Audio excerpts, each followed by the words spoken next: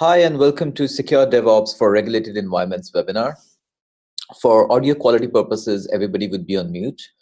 Those of you who have any questions for us, please feel free to type your questions in the Q&A tab of the Zoom window. The recording would also be available after the webinar is finished, and we'll go towards the agenda of today's webinar. Now, there are some other webinars of JFrog as well. You can visit the jfrog.com/webinars page in order to inquire about the new webinars coming up. There's a new webinar coming this Tuesday as well regarding what's new in Artifactory 5.4. There are many new features which are being introduced in Artifactory version 5, so we'll go over them. Apart from that, there are some recorded webinars on the different products of Artifactory, for example, Artifactory OSS, Artifactory Pro, Artifactory Enterprise, Xray, Machine Control, and many others. Now, I'm the speaker today, Mansimran Singh. I'm working as a solutions engineer at JFrog, part of the solution engineering team working with more than 4,000 customers integrating Artifactory into their architectures. And as I said that, we'll talk about the DevOps security today. And let's talk about the agenda. So it's a common myth among people that you cannot fit security into the DevOps. And we'll see how we're going to bust this myth. And we'll see how we can introduce security into your DevOps as well. And then how to manage your binaries across different environments. Now, this could be different sites. This could be different environments as well. And after this, we'll go over security and access control, how you can manage the user groups, permissions with the help of access tokens, API keys, and all that stuff. And then if something goes wrong, how to go into the logs and how to get that information from the logs as well. So let's start today. So as I said that it's a very common myth that security cannot fit into your DevOps.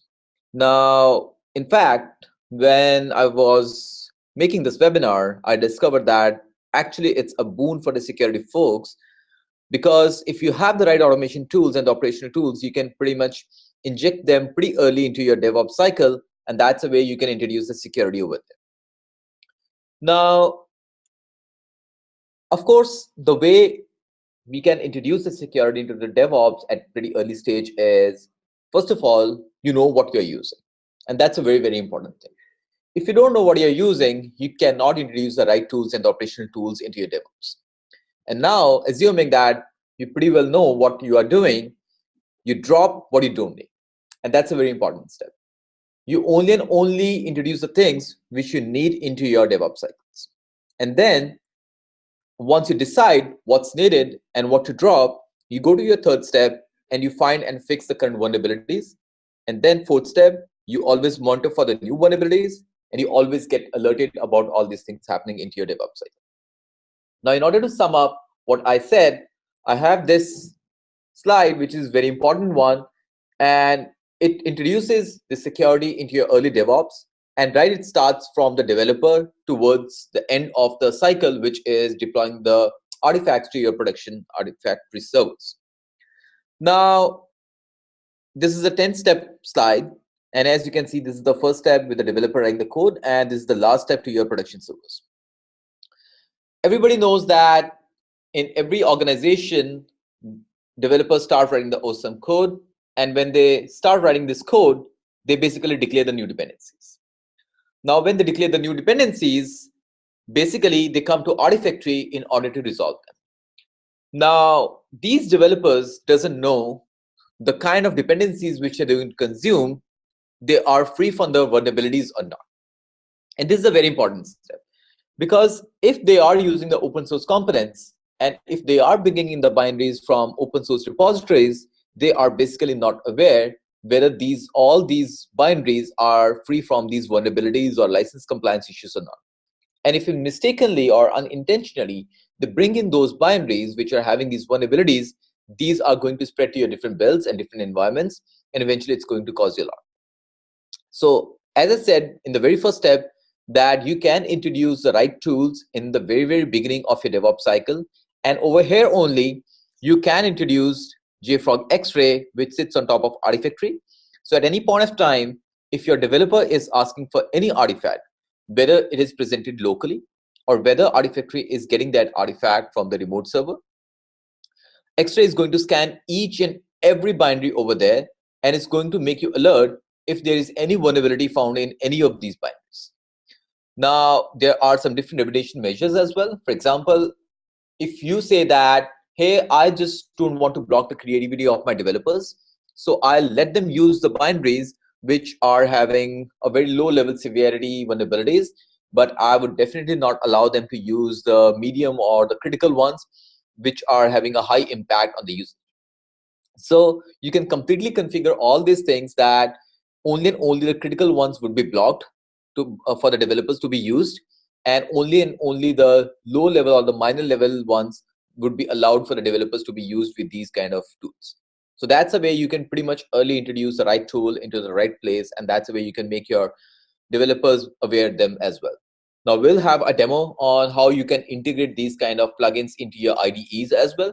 And then we'll see how when you're running a particular build with the help of a CA server, how you can make a build go fail and how you can discover the vulnerabilities which are being introduced when you run these kind of builds as well. Now, going back to the same thing, that developer requested the binaries.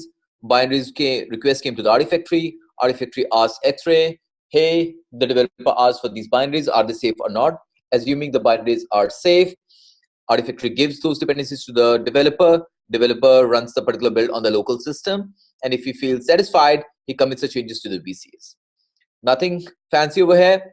As soon as he commits the changes to the VCS, your CA server is going to trigger in, and your CA server is going to run the same build which the developer was running on his machine. But the good news is that this time your build would be much faster, because all the dependencies which were required, they have already been scanned and they have already been cached inside the Artifactory. So this time when the CA server is going to run the same build, everything would be presented right inside Artifactory as well. Now, again, assuming that the build runs successfully, so in the end, what it's going to do is that it's going to deploy the artifacts and build info BOM, what we call as build of materials. This is your single source of truth, what's happening behind the scenes for your build. For example, all the environment variables, all the system variables, all the dependencies, all the artifacts, each and everything would be documented right inside the Artifactory. And anytime you can visit this build info JSON file to see what's exactly happening behind the scenes. For example, if you need the checksums of binaries, you can get those checksums over into the build info JSON file. If you want to see the versions of the binaries, you can get that versions over there. If you want to have the versions of the environment variables and the system variables, even you can get that as well. Apart from that, there is other automation tools which are happening at the same time. They're also going to inject the data. For example, your QA teams, your performance teams, your security architect teams, they are all going to analyze these binaries, so they all can contribute towards this metadata, and all this metadata can be used to secure these binaries as well. And as I said, that Xray is always going to scan each and everything which is coming right inside Artifactory. So even for the builds which you are running from any of your CS servers, if the developers hasn't scanned the binaries which while running these builds on their local systems, Xray is going to scan them again when the build is going to be injected into Artifactory. And again, you have some measures where if a particular build is having open source components which are having the vulnerabilities, the plugin can make those builds go fail as well. And again, we will go through the demo as well.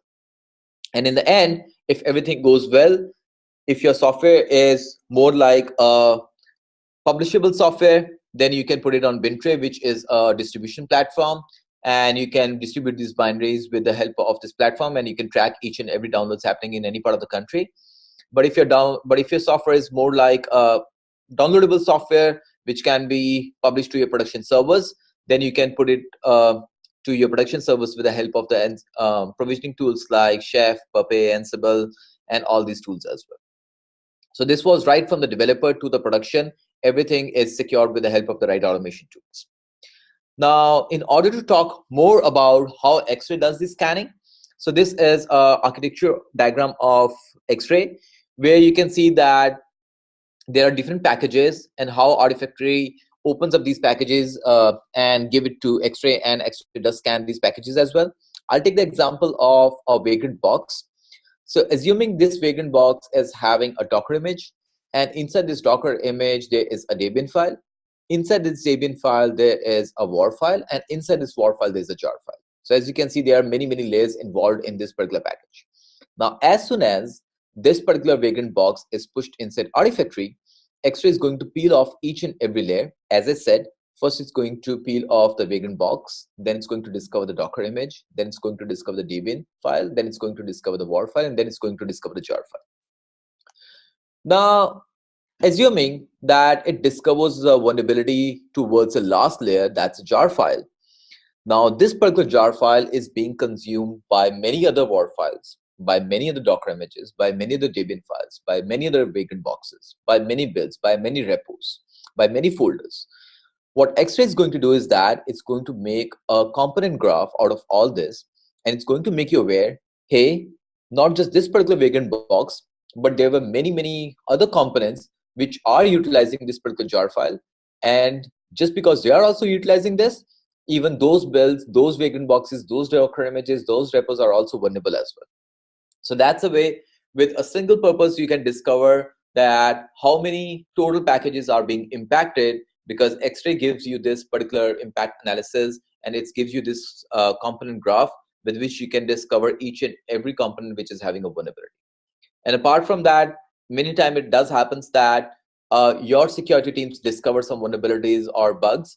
So you can introduce those vulnerabilities and the bugs into the Xray database. So next time when Xray is going to scan any particular binary, it's going to make you aware about these packages in which these vulnerabilities were discovered by your security teams or your performance teams or your QA teams as well.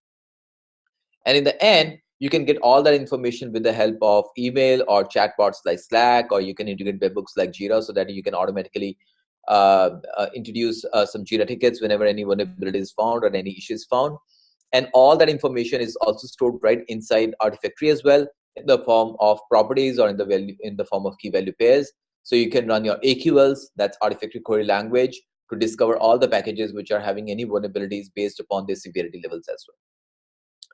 Now, as I said in the very beginning, that we would be having a demo in which I would introduce Xray towards the very beginning, towards the very low stages where the developers are working on the artifacts and they just don't know which artifact to work on, or whenever they are being in the artifacts, Xray is going to make them aware that, hey, this particular artifact is having any particular vulnerability or not.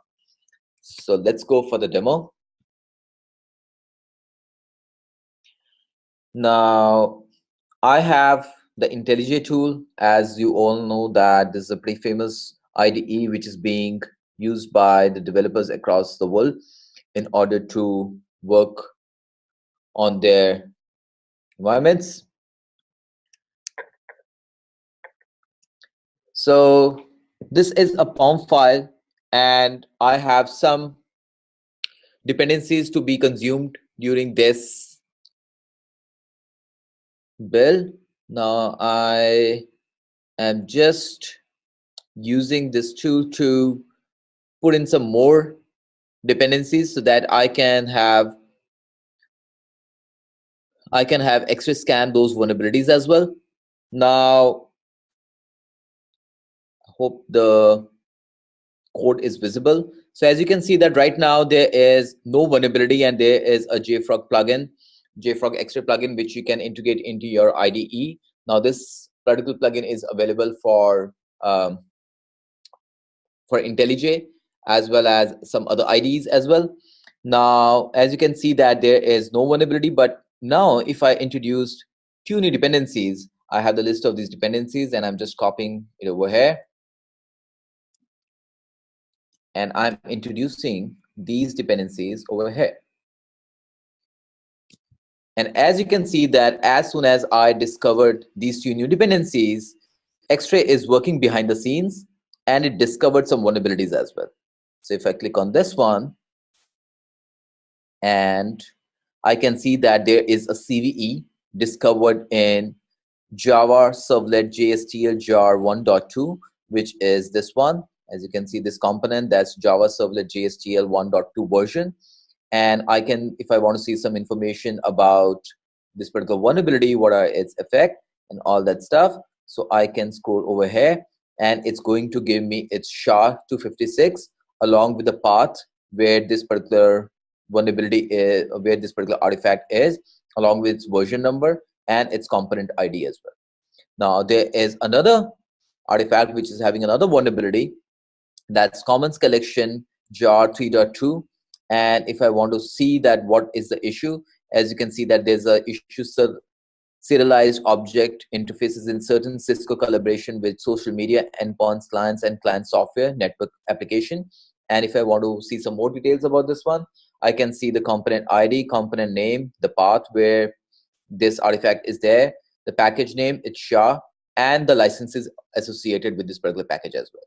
So as I said in the very beginning, that if you have the right tools at the right place, and if your developers are working on these tools, they can immediately know that if they are using these kind of dependencies, what effect they could be having, and they can go for some other versions which are free from these vulnerabilities as well. Now, this was about the very, very low level integration.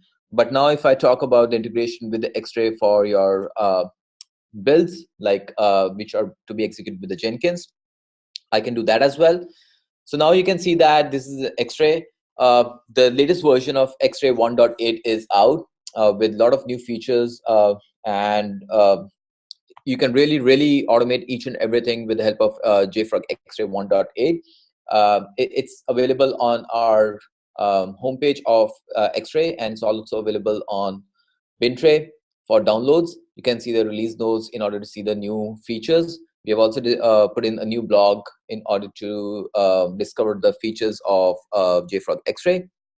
But right now, what I'm going to do is that I'm going to run a particular build in which the dependencies are there, and those dependencies are having some vulnerabilities. Now, there are two scenarios. One is that I would run the build and I would let the build go succeed, but it's going to tell us what vulnerabilities are there in that particular build. And the second scenario is that if I want to fail that particular build, I can do that as well. So in order to do that, what I did is that I set up a watcher, and there is a Gradle release watcher in which I'm targeting the build as Gradle release, and the Artifactory instance is the Artifactory HA. And in the end, I've done some action of the CA integration that if this flag is true, I can let the build go fail as well. And if I go over here, this is my Gradle release build, which I was talking about. And if I, first of all, I let the cache of Gradle to be clean. This is a Gradle clean cache build, and I'll run this in order to clean up each and everything, so that now it's getting each and everything from Artifactory. And the build is Gradle release build. Go into the configuration, and if I go down, here is the script which talks about what action do I need to take if it discovers any vulnerabilities. So I'm saying that fail build flag as false, meaning that the build should not fail even if it discovers the vulnerabilities. Now I click apply and save, and I run this particular build with the parameter as Xray scan true, and the deploy repo is gradle-releases. And if I build this one, and now you can see that it's downloading all the dependencies and it discovers some vulnerabilities as well. Now this was pretty fast. Xray did scan, and the details are also available at this particular link. But here is a summary of the artifacts which have been scanned and the vulnerabilities it found it over there. So you can see that there is a major level security vulnerability found, and the CVE and impacted artifacts are SHA-256 is this one, and the name is Commons Collection 3.2 jar, and the Wicked 1.3.7 jar, and this is having a critical vulnerability over there. But I still let the build go pass because I set the flag as fail build false. And if I want to see the details about this particular build, I come over here into Xray and I go into the alerts, and you can see that the alert is triggered for build number 30. And there are 3 vulnerabilities found. The very first is the serialized object interfaces, and the component is Commons Collection 3.2 jar. The second is improper neutralization and the CVE 79, and the component is Wicked 1.3.7 jar. And the third component is the same one. Now, if I want to see some details of these artifacts inside Artifactory, I can go inside Artifactory. I go inside the builds tab, and there's a gradle release build number 30, which was the latest one. And if I go into the publish modules, I click on web service and see these other dependencies which were being consumed. This is one of the dependencies which is having a vulnerability. If I come over here, it says that it has been scanned through Xray and the top level severity found is a critical one. If I go into the properties, I can see the Xray properties as well, that it has been scanned. The highest level severity is found is a critical one. This is the path, this is the starting time, this is the ending time, and also a SHA-256, which I can grab it from here as well.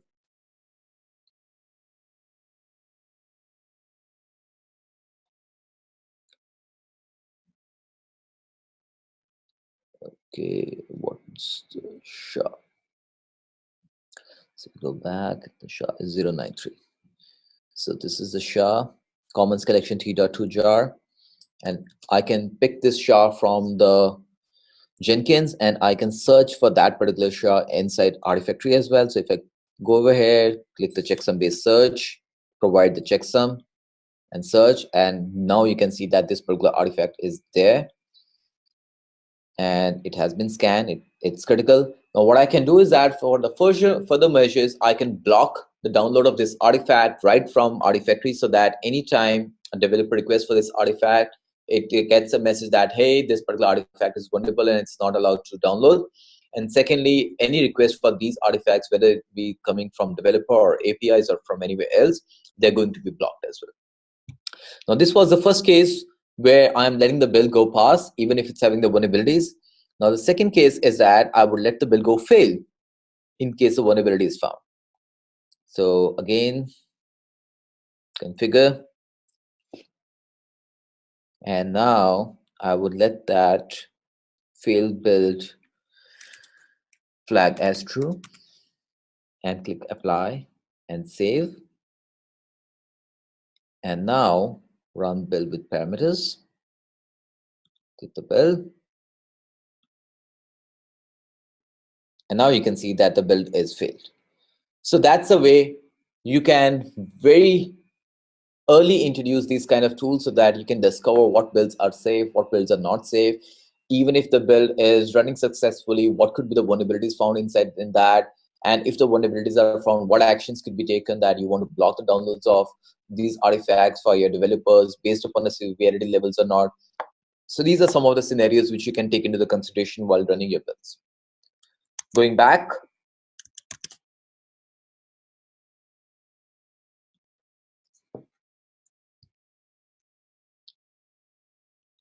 so this was the demo. Now the second agenda to be talked about is that managing binaries across different environments. Now on the left hand side of the picture, as you can see that there is no Artifactory, and this is a case where I want to take that supposedly you have 1,000 developers and they need some dependencies, and they just simply go to the open source repositories to get those dependencies. Now when they are getting those dependencies, there's no track record of what's coming in, who's bringing in, what time, how many downloads, and there's no caching benefits as well. Now, but if you have Artifactory in between your clients and your open source repositories or any repositories, whether it be local, remote, or the virtual ones, each and every action is being recorded by Artifactory. Who's bringing what, at what time, what kind of artifacts are being utilized, what's the traceability of these artifacts, how many artifacts are being consumed in how many builds. Each and every step, each and everything would be recorded with the help of Artifactory, and that's a way you can regulate as well. Now, the second thing is that how to manage the same binaries across the different sites.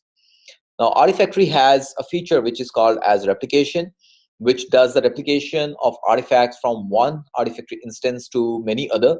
And in this example, you can see that I'm having 4 sites and I want to use the same artifacts across the 4 sites. So I don't want to bring in new artifacts at site A and other artifacts in site B.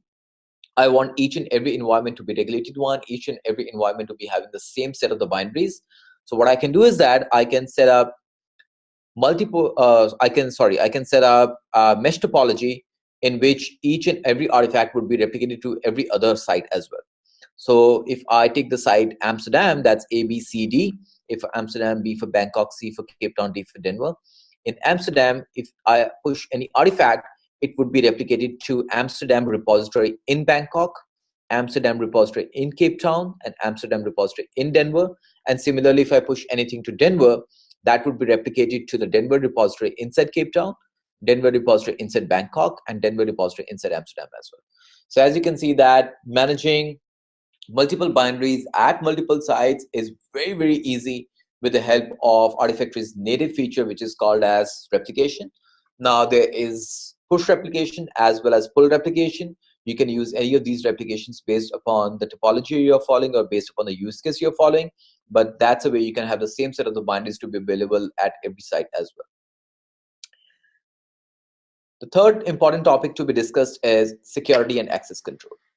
Now, we talked about the vulnerabilities, we talked about the artifacts at every site, but what about the access? And that is one of the most important things when we talk about the DevOps security. If you give the wrong access permissions to the wrong people, obviously it's going to create some problems over there. So it's very, very important to provide the right level of the permissions to the right people on the right set of the artifacts so that everything is regulated and everything can be controlled in the right way. So Artifactory has 4 entities in this model: users, user groups, permission, and permission targets. And there are 5 kind of permissions which can be given to the users or user groups, which is read. As you can see that read is the read access to a given repo. Annotate, it's a very special permission. It allows attachment of the metadata, adding the properties to a repo. And that's a way any user who's having an annotate permission, they can attach the metadata over there. The third permission is deploy, ability to create and put the new artifacts inside the repo. It also needs a deploy permission to cache the new artifacts as well. The fourth is the delete one. Now, delete artifacts shouldn't be deleted first of all. Now, because they are being used by different builds, but you need a special permission called as delete permission in order to delete the artifacts, and also for the overriding of the artifacts. And if you want to move the artifacts from one repo to another, which we call it as promotion, that also requires a delete permission as well. And there's a special permission called as manage permission. Any person who is having the manage permission, they can give the other 4 permissions to the user group or the part of the group as well. So that's a very, very special permission which can be assigned to the team owner or the manager so that they can manage their people for their particular specific repos on which they're working on, so that no more mixing of the permissions is there. But there's another thing called as API key, which is a very important concept as well. And just wait for a second, my presentation is freezed. Okay, oops. So you can use the API keys, which you can generate inside the profile page of your Artifactory. Now, the advantage of using the API keys is that it can be used instead of a password. It also works for the authentication in the REST API calls using the API header keys. Now, the very important thing is that if somehow I feel that my API key is compromised, for example, if I show you the API key during this webinar, or if the API keys are exposed in any of the scripts or anywhere else, it's very, very easy to revoke that API key. A user can revoke his own API key, or admin can revoke the API keys of all the users at once. And all these API keys can be regenerated at any point of time without any issue, as many times as you want. So that's the advantage you get with the API keys, and they're very, very secure as well. And on top of this, we have access tokens. That's all new form of authentication, and it's a whole new security way or a whole new security method where you can introduce the tokens. Now, there are many scenarios where you want to run the builds or dynamic builds and you just want to delete everything as soon as the build runs or as soon as the build finishes. Now, in these kind of scenarios, if a particular user or user group is assigned, it's really difficult to delete the passwords or API keys. But for these kind of scenarios, you can assign the access tokens. And the advantage of the access tokens is, of course, you can generate a cross-instance token, meaning that a particular token which has been generated for a cluster A or the Artifactory A can be used at site B or site C, meaning that Artifactory cluster B or Artifactory cluster C as well. So that you can create the same circle of trust between different Artifactory instances. So the token can be migrated from one Artifactory instance to another. Second, you can generate the user and the non-user authentications. So this is pretty clear that you can create faceless user authentications, meaning that you can create the tokens for your CI server jobs. As I said, that if you want to run a job and you want to delete everything as soon as the job finishes, the token can be assigned for that particular job only. And third, it's time-based. So you can assign that, hey, a token is valid for only a day, for only an hour, for 5 minutes, for an year, whatever time permission you want to give, you can assign that time permission to the access tokens, and it would expire automatically when the time ends. And in the end, they are very, very flexible. So you can set up the tokens for the groups as well, so that you can control the access level of whatever information they are providing. So that's a way you can provide the security with the help of, first of all, users, secondly, permissions, third, API keys, and fourth, access tokens as well. So that's a way you can have the security for your users as well. And in the end, another important concept is include exclude patterns. Now, if you set up a permission inside Artifactory, there is include and exclude pattern, meaning that even inside a particular repo for a particular user, you can drill down deep in order to give some fine granular permissions to some specific files inside a specific folder, inside a specific repo, so that no all the users can have the same permissions on the same repo, same folder, or same artifact.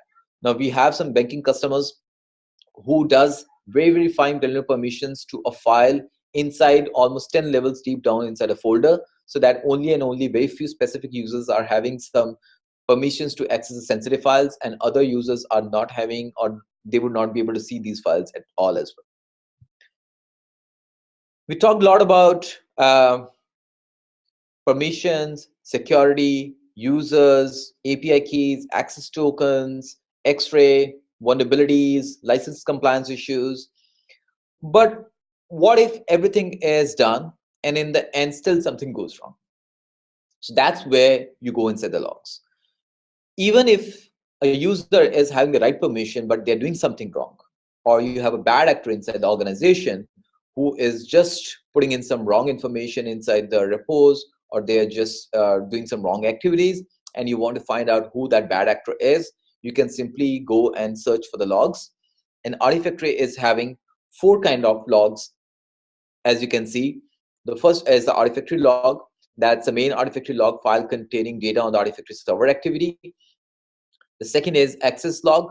It's a security log containing the important information about the accepted and the denied request, any configuration changes, any password reset request, the originating IP address for each event is also recorded in these logs as well. The third is the request log. It's a generic HTTP traffic information similar to the Apache HTTPD request log. And the fourth is, if you are doing the import and export, basically a log file is generated for all these import and exports as well. And we'll go a little deep down into these important logs. The 2 important ones is the access log. As I said, it's a security log. And the second one is the request log. If I talk about the access log, now you can see that the pattern in which this particular logs are designed, you first get the date and the timestamp, and then the action response and type, whether it's an accepted or what kind of action it is, and then the repository path. And in this case, we can see the repository path is jcenter-cache. Inside that jcenter-cache, there is an org folder. Inside org folder, there is an iostream folder. Inside that iostream folders, there is 0.2 folder. And inside that 0.2 folder, there is an iostreams-0.2 jar. The fourth is message, which is an optional one. And the fifth one is the username, the user who's trying to access that particular information. In this case, it's an anonymous user. So you can see that some users are having the anonymous user permissions. So that is a bad for the organizations who want to put in some DevOps security. So that's the way you can discover if there is any anonymous activity going on. So you can just simply search the logs for any anonymous user, and that's the way you can keep the track of the anonymous users. And in the end, there is the IP of that particular user as well. So you can see the accessing user's IP address as well. Any activity is being monitored through the IP addresses, and you can bind your IP addresses to the users so that you know that what is happening behind the scenes. So this was about the access log, and the next important log is the request log. Now, request log is again very important, and the structure of the request log is designed in such a way that you first have the date and timestamp, then you have the request time, and this time is in milliseconds for that particular request. The third is a request type, whether it's an upload request or it's a download request or it's another request. The fourth field is the IP address, from which IP this request came in. The other parameters are username, what user is trying to access what. In this case, it's an admin user. The request method, whether it's a get or put request. Then requested resource path, on what artifact this has been requested. So that's the same artifact which we have seen in the other log file.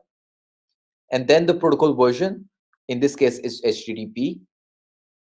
Then the response code, 200 means okay, 404 means the artifact is not found.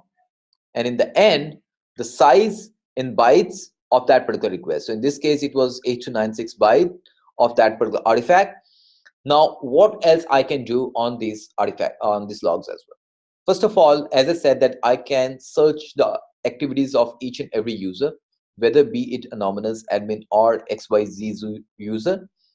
Secondly, I can request the information on each and every IP address as well. For example, what IP address is trying to access what kind of information or what kind of artifacts. Thirdly, I can also monitor the time-based request as well. For example, any artifact who is taking more than 1000 milliseconds or 2000 milliseconds, I can get all those artifacts as well.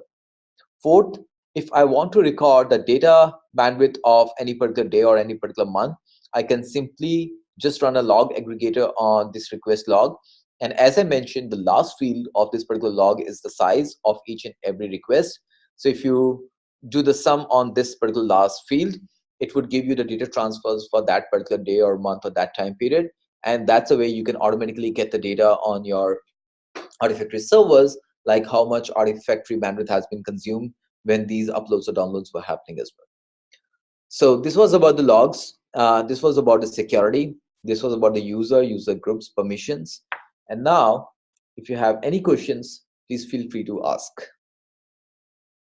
Okay, so I got a question from one of the users that while designing the security, for example, the user groups and all that stuff, what is the best practices? So another important thing is that you can integrate your security providers like or your user authentication providers like LDAP or SSOs like OAuth SSO, SAML SSO, or AD. So you can basically integrate all these tools, and your users would be imported inside Artifactory and your user groups as well. And then you can automatically assign these permissions to your user and user groups as the way you want.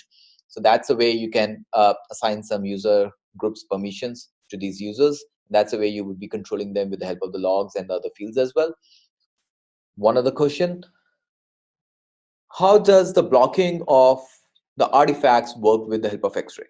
That's a very interesting question, and some part of what's answered as well. Now, as I said in the beginning, that if you have an artifact which is having a issue associated with it, and then you can block that particular artifact. Now I show you how that is done as well. So if I go inside admin and I go inside the repository and I go for any particular local repository, let's say this one, and over here there is a flag called as block unscanned artifacts. So if I select this checkbox, what it's going to do is that it's going to scan each. Sorry, I was not sharing the screen. So what I did is that I just went into the admin section of Artifactory and I just clicked on the local repos. And then I just selected any random repo. That's a Docker local repository. And inside the basic configuration, there is JFrog Xray Integration. And there's another checkbox which is called as block unscan artifacts. So if I check this checkbox, I can basically block all the unscanned artifacts in the artifact. So if any new artifactory lands, if a new artifact lands up in artifactory, Xray is automatically going to block the download of that artifact until and unless a scan has been triggered and it's been completed. Now, even the scan has been completed, the further actions can be taken is that you can block the downloads based upon the severity level as well. So there are 3 levels: minor, major, and critical. As I said, that if you just don't want to block the creativity of the developers, you say that, hey, I just don't want to, I just want my developers to use the minor level severity artifacts, but not the major and critical ones. So I can set the blocking to be available on the major and critical only. So that's a way after Xray does complete its scanning, it marks the artifact with its vulnerability or the severity level. And then based upon the severity level, the artifacts can be blocked as well. So this is the way you can do that. Okay, so let's go for the next question. So the next question is, how do you address any performance downgrade due to the addition of the Xray scanning feature, as we have that problem with McAfee Warrior Scan? Basically, there is no performance degradation as far as Xray integration is involved. And the way it does is that first time when Xray downloads the artifact to its own server, it does the mapping of the checksums inside its database. So next time when it's going to scan the same artifact again, basically what it's going to do is that it's just going to map the checksum with its database. And if a new vulnerability is discovered with that particular checksum, it's just going to mark that particular artifact with that particular vulnerability, and there's no need to rescan or there's no need to re-index that particular artifact. Now, this is a very, very important step because, as I said, this first time indexing and scanning happens only and only one time. This does not happen again and again. And next time when the database is updated, if it gets information or if it gets updates about new vulnerabilities, it just marks that checksum with a new vulnerability. And that's the way it creates a component graph, and that's the way it creates impact analysis as well. So it should not happen. If there are any impact happening, please let us know and we can talk more about that as well. So if there are no more questions, you can have the recording of this webinar available in the few weeks. As I said, that we are coming up with few other webinars in the coming weeks as well. So stay tuned and have those webinars available as well. Again, a very, very short announcement that Xray 1.8 is announced with a lot new features. Just go and check out the page and check out the features. And we have also done some, we have released some release notes and also some blogs regarding the new features as well. Thank you. Have a nice day. Bye-bye.